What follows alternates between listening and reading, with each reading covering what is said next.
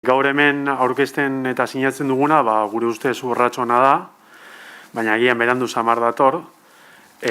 Urte bete eman dugulako eskatzen denon arteko elkarlana eta akordio zabalak, uste dugulako ezinbestekoa dela denon indarra batzea krisi honi aurre egiteko.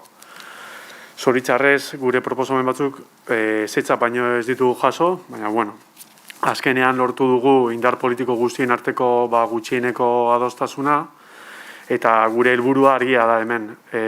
Behar gehien duten getxoztarrei laguntzea. Guk aurkeztutako proposamen batzuk kanpoan geratu dira, eta atsegin ez ditugun beste batzuk jaso dira ere.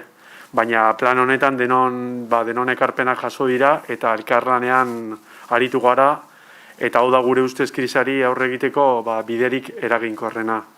Akordia hona da, plazaratzen diren neurriak beharrezkoak dira, eta kanpoan diren beste batzuk bezalakoak.